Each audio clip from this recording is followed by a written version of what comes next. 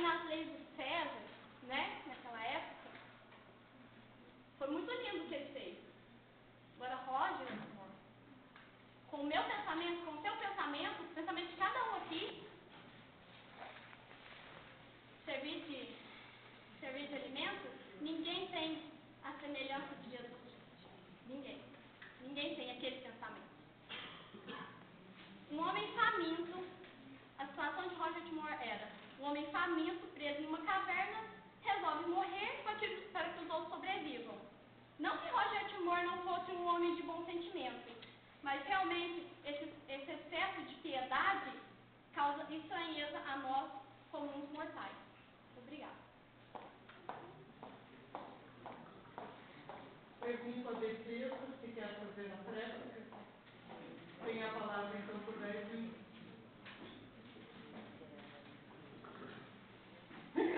É tão fácil citar aqui para o júri a seguinte condição: se alguém aqui daria a sua vida, ou então comeria alguém.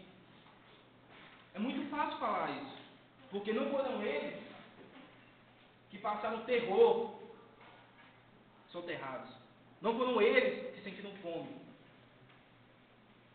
Não foram eles que se sentiram na mais precária situação.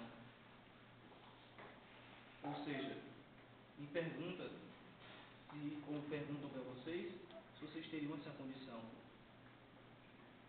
A condição da onde eles estavam, sim, poderiam gerar. Ela falou também sobre a antropofagia, o ritual sobre se alimentar de um ato religioso. Mas isso não descaracteriza o que aconteceu na caverna. Porque o que aconteceu na caverna foi uma parte de necessidade. Eles precisavam disso para sobreviver. Citaram também a parte onde muitas pessoas morrem de fome. Essas pessoas passaram 10, 15, 17 dias no escuro, sem iluminação, sem ração, sem apoio psicológico. Lógico que em alguns locais não tem como dar esse apoio psicológico, mas a situação onde eles se encaixavam, onde eles se enquadravam, era completamente diferente. Era totalmente diferente. Ou seja, não se pode comparar o que acontece aqui para o que aconteceu lá, porque só eles viveram o terror daquele local. Não se pode dizer que eles tinham a intenção de matar o seu companheiro. Não. Aquilo foi o último caso. O último caso. Mesmo depois de eles terem entrado em contato, solicitado ajuda, passaram-se dias e nada tinha ocorrido. Somente após alguns dias, foi dada a condição de realmente jogar os dados. Os dados que foram citados como jogos de azar foram colocados de uma forma chula na parte da palavra, mas como eles iriam decidir? Como eles iriam decidir na parte de ser aleatório, para que ninguém fosse prejudicado?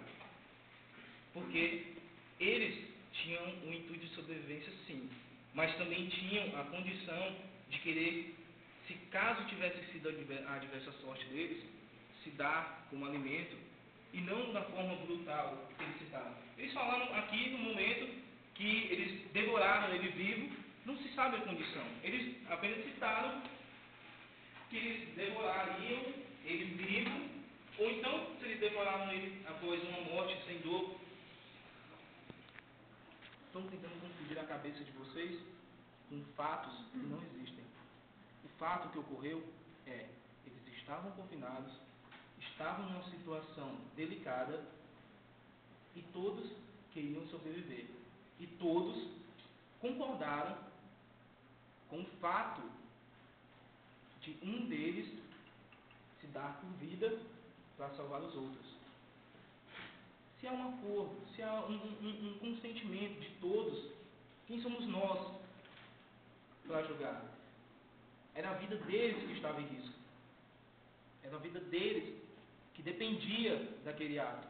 Se todos eles estavam convictos que a sua vida poderia salvar a de outro, e fosse necessário, foi feito. Whitmore se deu por vida para salvar os outros. Whitmore se sacrificou para que todos os outros sobrevivessem, para que as famílias dos outros tivessem eles na sua residência, na sua casa, vivos, e agora estão querendo privá-los da sua liberdade. Isso não condiz com o que realmente o nosso ordenamento diz, em ser justo, em ser correto. Não é correto condenar uma pessoa que lutou pela sua sobrevivência e não fez nada além do que o outro permitiu para sobreviver.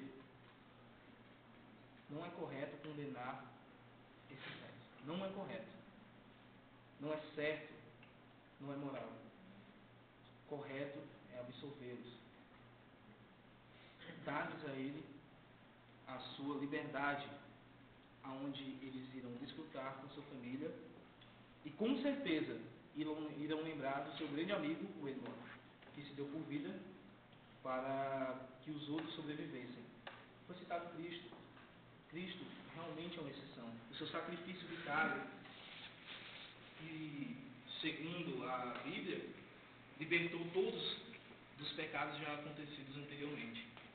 Sim, foi o maior sacrifício já citado e já comentado por todos. Não há sombra de dúvida.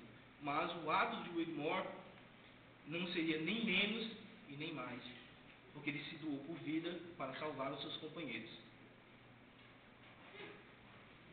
Ou seja, novamente eu lhes digo, quando perguntares qual é a decisão entre condená-los, privá-los da liberdade, ou então absolvê-los, já que todo esse terror que já aconteceu, já que o seu psicológico foi modificado, eles já tiveram a pior punição que poderia ter sido dada a eles, que seria o horror que eles já passaram lá dentro.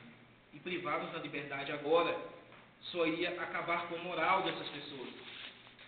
Essa seria agora perda de mais 4 vidas, já confinados antes, pelo terror que passaram, confinados hoje. Ou seja, no momento que foi lhes perguntado qual seria a decisão entre a absolvição, digo que sim, porque eles não devem ser condenados. Nesse momento, então, se encerram os debates e aí a gente passa para a votação, passa para o julgamento propriamente dito. Antes de passar para o julgamento, eu pergunto para vocês,